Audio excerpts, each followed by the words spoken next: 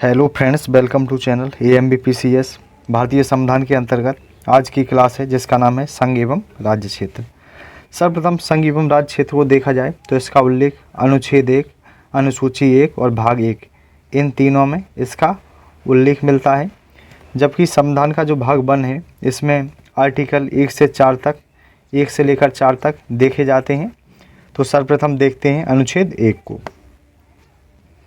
अनुच्छेद 1 के बारे में याद रखना है कि इसमें देश के 2 नामों का वर्णन मिलता है, यानी कि संविधान सभा में देखा जाए तो 2 नामों को मान्यता दी जाती है, एक भारत अर्थात इंडिया। तो अपने देश के कितने नाम हैं? संवैधानिक नाम है 2, एक तो नाम है भारत और दूसरा है इंडिया। जबकि अनुच्छेद 1 को देखा जाए तो इसमें डॉक्टर BR अम्बेडकर के अनुसार कहा गया था कि जो अनुच्छेद 1 होगा इसमें जो राज्य हैं, राज्यों को संघ से अलग होने का कोई अधिकार नहीं है। इनके जो 28 राज्य हैं, अगर ये चाहें, ये किसी देश में मिलना चाहते हैं तो ये किसी भी देश में नहीं मिल सकते हैं, क्योंकि ऐसा हमारे भारतीय संविधान में प्रावधान किया गया है। जबकि भारतीय संघ राज्यों के बीच कोई समझौते का परिणाम नहीं है। यह देखा जाए तो जो ये राज्य हैं यह किसी समझौते का परिणाम नहीं है। तथा आर्टिकल 1 को देखा जाए तो भारतीय क्षेत्र को 3 श्रेणियों में विभाजित किया जा सकता है आर्टिकल 1 के अंतर्गत, जिसमें राज्य क्षेत्र यानी कि जो स्टेट हैं 28 वर्तमान में जो राज्य हैं, तथा यूटीज की बात की जाती है यानी कि संघ शासित क्षेत्र 8 हैं। ऐसे क्षेत्र जिन्हें भारत सरकार द्वारा अधिकृत किया जा सकता है, इनका भी वर्णन हमारे भारतीय संविधान के अनुच्छेद 1 में मिलता है।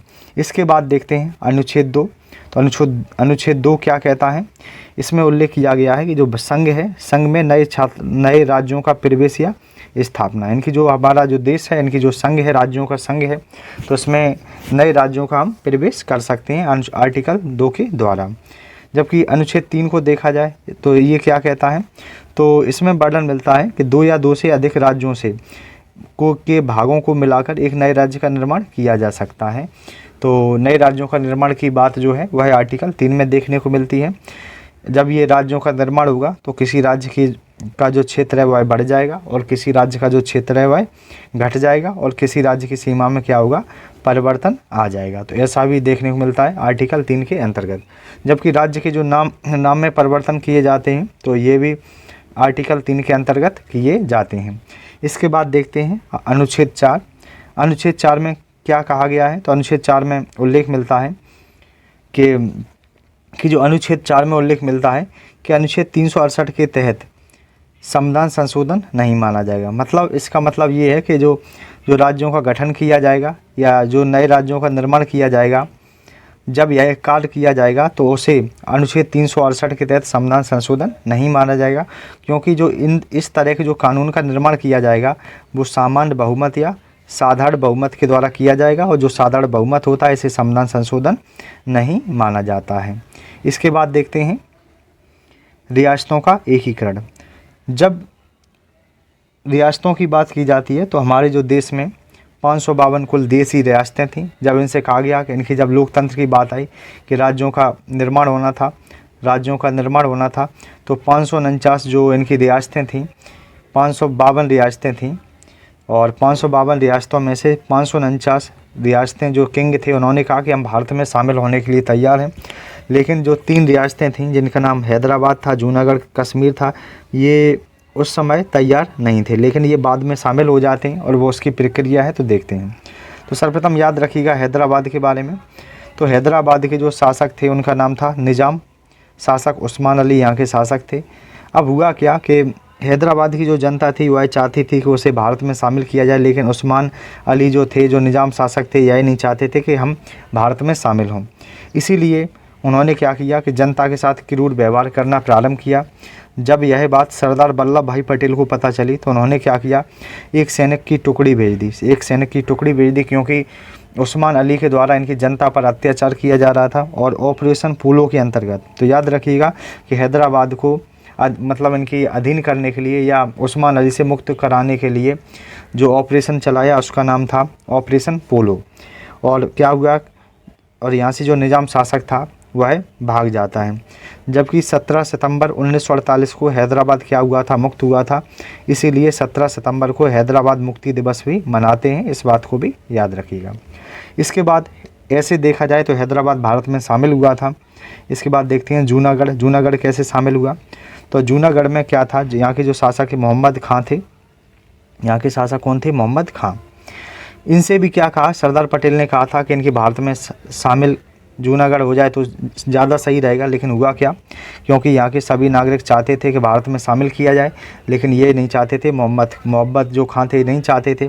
लेकिन हुआ क्या, इसीलिए सरदार वल्लभ यानी कि ये जो सरदार वल्लभ भाई पटेल के द्वारा यहाँ पर जनमत संग्रह करा लिया जाता है, जिसमें सर्वाधिक जनता ने कहा कि हम भारत के साथ भारत में रहना चाहते हैं। इसीलिए क्या हुआ कि इनकी 99% लोगों की सहमति से जो जूनागढ़ था वह भारत में शामिल हुआ, जबकि यहाँ का जो शासक था मोहम्मद खां वह पाकिस्तान भाग खड़ा हुआ। इसके बाद देखते हैं जम्मू कश्मीर। तो जम्मू कश्मीर को देखा जाए तो जम्मू कश्मीर के जो शासक थे हरी सिंह, इन्होंने 26 अक्टूबर 1947 को अधिमिलन पत्र पर हस्ताक्षर किए, लेकिन इनकी एक शर्त थी। इन्होंने कहा कि हम भारत में शामिल तो होंगे, लेकिन हमारी शर्त है कि इसे विशेष राज्य का दर्जा दिया जाए। इसीलिए यहाँ पर एक आर्टिकल 370 देखने को मिलता था। लेकिन हुआ क्या कि 31 अक्टूबर 2019 का समय था, जिस समय विशेष राज्य का दर्जा समाप्त करके जम्मू कश्मीर लद्दाख को केंद्र शासित प्रदेशों का दर्जा दिया गया। तो ये भी याद रखिएगा। इसके बाद देखते हैं राज्यों का गठन। सर्वप्रथम राज्यों का जब ये रियासतें शामिल हो जाती हैं, अब मुख्य बात यह थी कि राज्यों का गठन किस प्रकार किया जाए। तो सर्वप्रथम क्या हुआ कि जो आयोग आते हैं उन्होंने कहा एक राज्य एक भाषा हो, उसके आधार पर हम राज्यों का गठन कर सकते हैं। लेकिन इससे क्या हो रहा था कि कई राज्यों का निर्माण होता, लेकिन इसीलिए क्या हुआ कि धर आयोग जो 1948 में आता है, एस के धर की अध्यक्षता में इसकी मांग को क्या हुआ, अस्वीकार कर दिया गया। जबकि जेबीपी समिति आती है 1938 में, इसकी मांग को भी अस्वीकार कर लिया। लेकिन हुआ क्या कि भाषा के आधार पर गठित होने वाले पहला राज्य भाषाई आधार पर जो बना, जिसका नाम था अक्टूबर 1953 में आंध्र प्रदेश।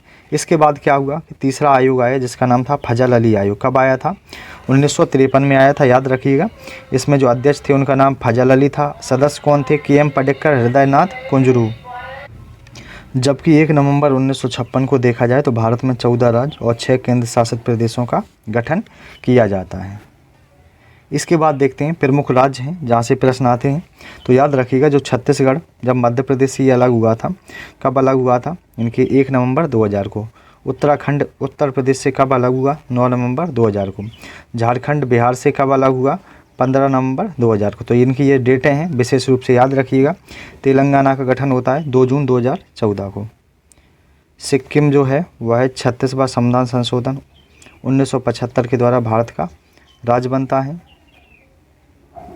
आज का यह टॉपिक समाप्त कर लिया गया है। अगर लेक्चर पसंद आता है तो चैनल को लाइक, सब्सक्राइब, शेयर करें। धन्यवाद।